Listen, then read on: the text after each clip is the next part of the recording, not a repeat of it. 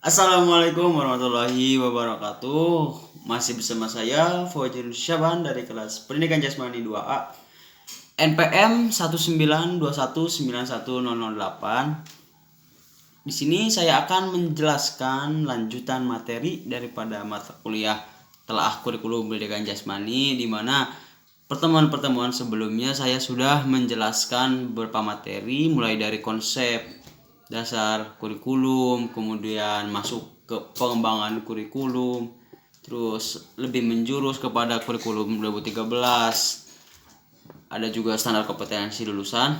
Nah, dan sekarang saya akan menjelaskan materi yang lebih menjurus kepada suatu mata pelajaran, di mana sekarang saya akan menjelaskan materi tentang model-model kurikulum pembelajaran pendidikan jasmani.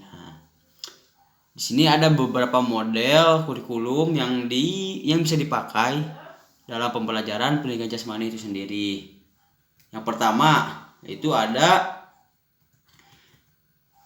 developmental education, atau bisa disebut juga perkembangan, di mana model perkembangan menempatkan peserta didik pada inti kurikulum. Guru merencanakan pelajaran dan kegiatan yang akan dilakukan ataupun dilaksanakan dengan memperhatikan kebutuhan dan minat peserta didik itu sendiri. Oke. Nah,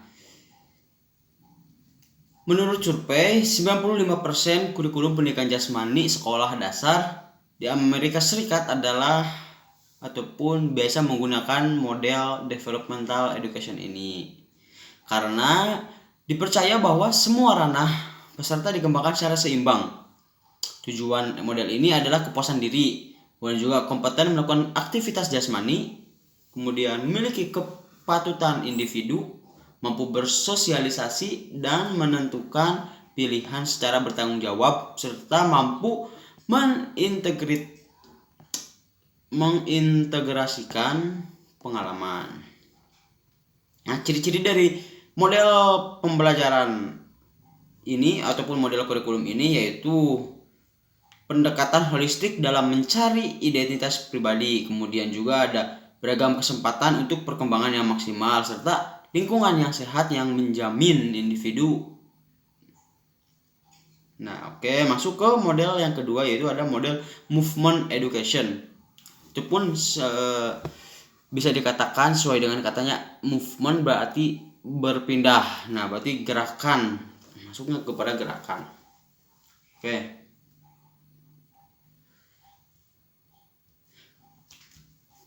Model ini ataupun model gerakan ini berkembang pada tahun 1920-an dan 1930-an. Kini telah dikembangkan ke dalam suatu kurikulum pendidikan jasmani yang menekankan keutamaan dan akan pemahaman gerakan dari sudut pandang biomekanik dan juga estetik.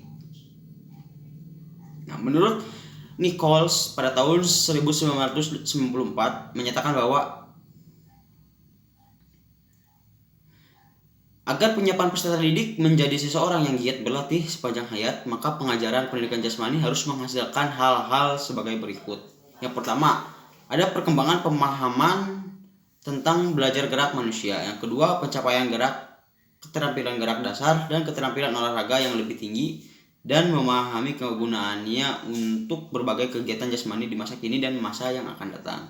Ketiga, perkembangan pemahaman tentang komponen kebugaran jasmani, nah, yang berkaitan dengan kesehatan tentunya.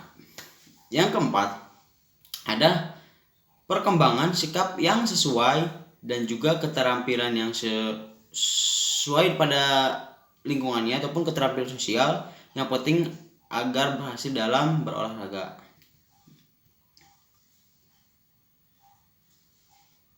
Oke, masuk kepada model kurikulum pembelajaran pendidikan jasmani yang ketiga, yaitu sport education. Sport education itu berarti pendidikan olahraga.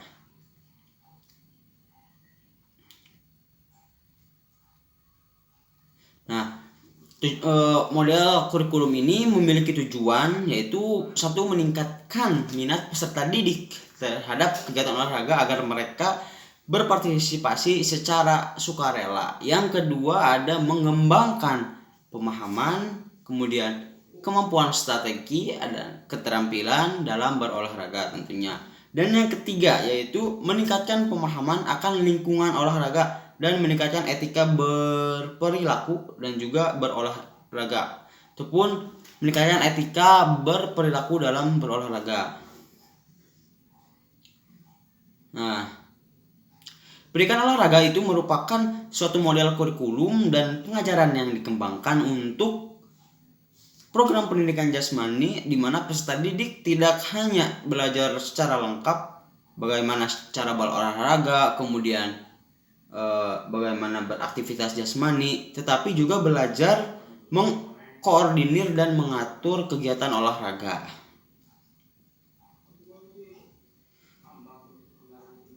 Oke, sekarang masuk ke model yang keempat, yaitu personal meaning. Nah, model ini memastikan agar pengalaman siswa bersifat mendidik. Maka pengalaman itu harus mempunyai makna dan keberartian untuk seorang individual. Nah, di sini juga ada pepatah mengatakan pengalaman adalah guru terbaik, seperti itu.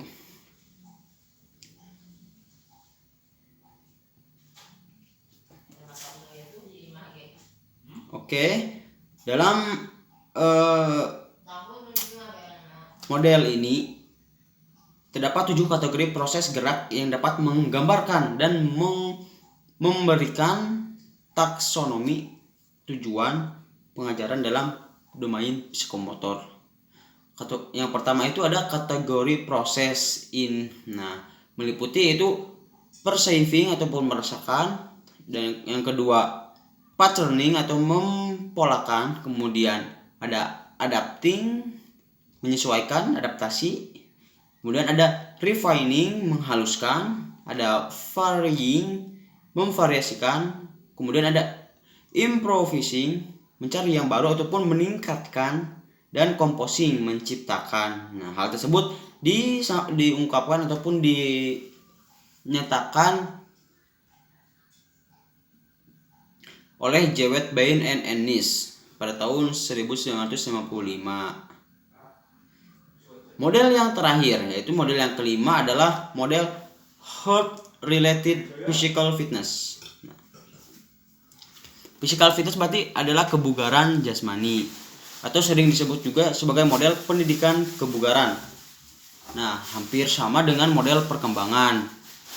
Ciri model ini yaitu yang membatasinya adalah manfaatnya pada wilayah kesehatan, dengan tujuan utama itu meningkatkan kebugaran jasmani, tentunya sesuai dengan namanya physical fitness, itu kebugaran. Nah, berarti tujuan utama di sini adalah meningkatkan kebugaran dari peserta didik sendiri ataupun dari audiens, jadi audiens yang mengikuti pembelajaran. Kemudian dalam model kurikulum pembelajaran pendidikan jasmani tentang health related physical education, physical fitness, banyak sekali pihak yang membedakan aspek kebugaran ke dalam dua jenis kebugaran. Apa saja dua jenis tersebut?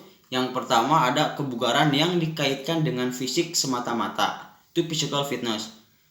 Yang di dalamnya termasuk kebugaran sistem kardiovaskuler, kekuatan otot, kemudian ada daya tahan otot, kelenturan, dan komposisi tubuh. Serta jenis kebugaran yang kedua yaitu adalah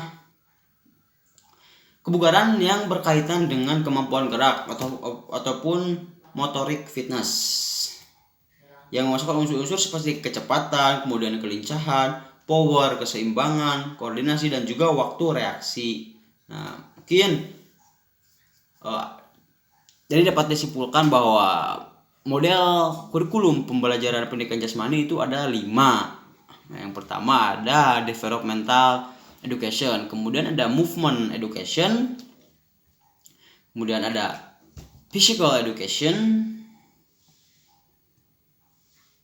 Terus ada health related physical fitness dan juga ada model personal meaning. Ya, mungkin cukup sekian dari saya pemaparan materi ataupun penjelasan materi kali ini.